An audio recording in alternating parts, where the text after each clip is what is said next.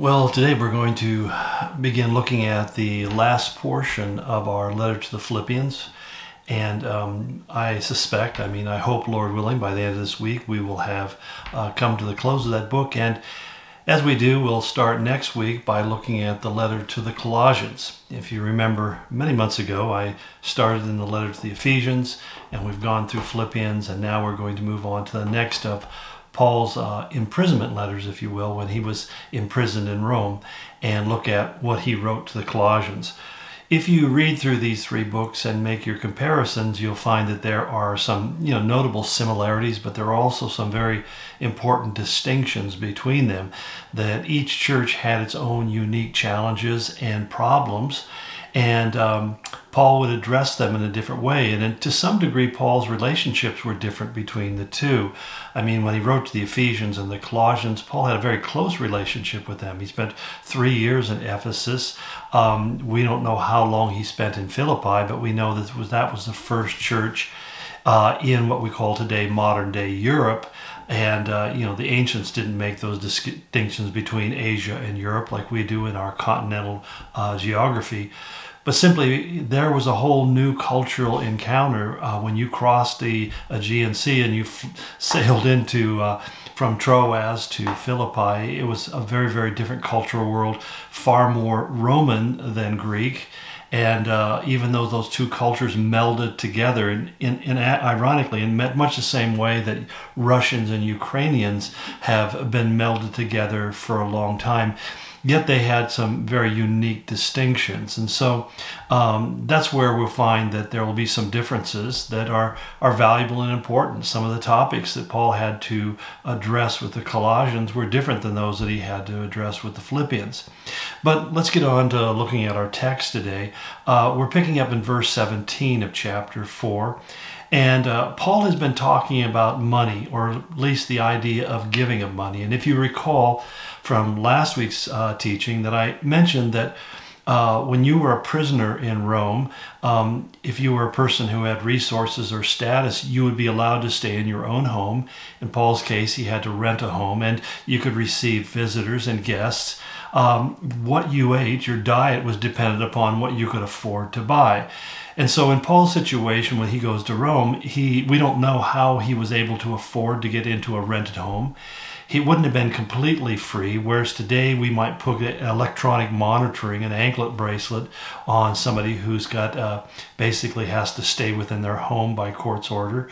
In his day, they simply had a soldier appointed who would have a handcuff or a bracelet on his wrist with a chain connected to the prisoner, so that wherever the prisoner went, the soldier would go with him, and vice versa.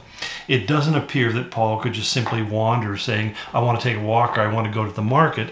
But he did have a limited degree of freedom, which was better than being thrown into what was called the maritime prison. It's a prison. You can still see the remnants of it in Rome today, in the Forum. It was essentially, today you look at it, was a hole that people were lowered down into, and they were forced to live inside those chambers. A very ungodly, very ghastly place, filled with rats. Really was very cold, very difficult to survive. Eventually, Paul would be placed in there when he is rearrested about 2 years later, because as we've talked before, he is tried, he's acquitted, and he's free to go. But then later on, the city of Rome burned. Nero needed someone to blame for the conflagration, and he focused their ire on this strange group of people who had weird religious practices called the Christians. And he basically said that they were the ones who started the fire. We know there's absolutely no evidence whatsoever to support that, but they were a convenient scapegoat. Which is something I think that you and I need to keep in mind about our lives, that oftentimes we get really overworked because, a bit verklempt because of an injustice that is levied against us. And you have to understand that as bad as that is, and as frustrating as that is, that happens a lot in our world. And it's really the machinations of the spirit of darkness. When unjust things happen to us, like they did with Joseph, for example, by his brothers selling him into slavery, God is actually at the forefront of that whole process, that God does use negative, bad, evil, wicked things to really accomplish his work in us, to bring our lives, our souls into conformity to his will. So right now, if you're going through something that is unfair and you're really struggling with it, I mean, I understand that. I don't want to make light of it. But I also want to remind you that in the midst of that, somewhere you're going to find the plan and purpose of God. And I think that whenever something happens that, confounds me in that way, and I feel like, well, I don't deserve this, it's one of those times where I need to pull back and just go into a quiet place with God and ask him, Lord, show me how you're using this in my life and why you've allowed this to be here. Because I think the worst thing, and what leads to a lot of depression, is if we feel that we're going through a hardship and there's no meaning or purpose behind it. This is where I feel such concern for the non-Christian, because he or she can't find any purpose. I mean, if there's not pleasure and prosperity in what they're going through, then what they have is pain and loss and suffering. And so they feel like their life is being wasted. I mean, how many times I've heard people say, I feel like I've wasted my whole life. Well, I've had to agree with some of them, because what they've done is spent their whole life pursuing the wrong stuff. It's like the old adage, you lean your ladder against the wall, and when you get to the top, you realize you climbed the wrong ladder. If you're not climbing God's ladder, if you're not seeking to grow closer to Christ, and you're not pressing on, as Paul said to us in chapter 3, pressing on to the prize of the high calling in Christ Jesus, then you really are pursuing the wrong things.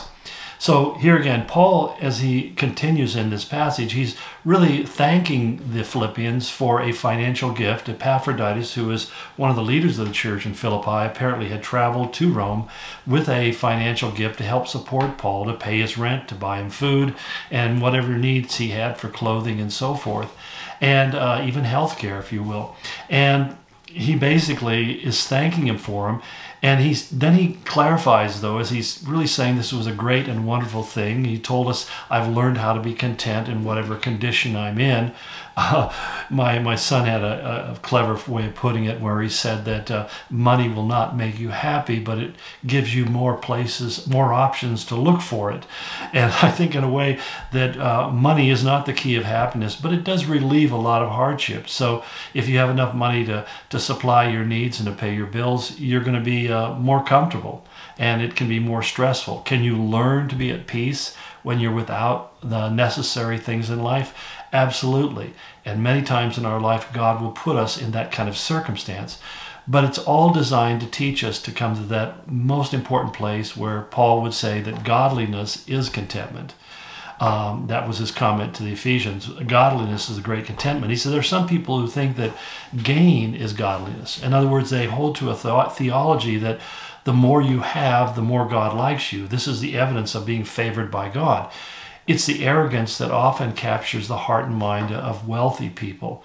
But the important thing to realize is that a person's monetary circumstance, or even their positional circumstance, is not a mark of anything other than the arrogance of man, if we make a big deal out of it. That God exalts the lowly, he gives grace to the humble. And so really the trajectory we should be thinking more is not upward mobility as much as it is downward mobility. The kind of thing that John the Baptist said, I must decrease so that he might increase.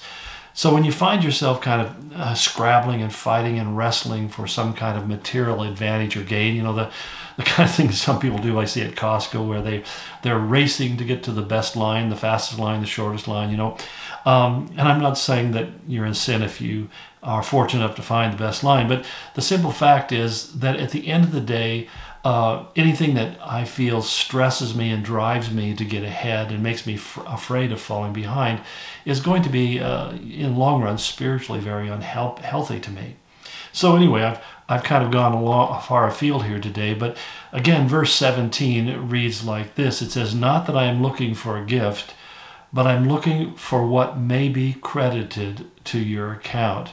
So I'm just about out of time, and so I better wrap this up. But that's where we'll pick up tomorrow as we talk about this whole idea of what was Paul's view of money, and particularly money that was given to the ministry. This is a really obviously a really important area, and an area of real conflict and difficulty. So we'll pick that up tomorrow. God bless you, and go in his grace.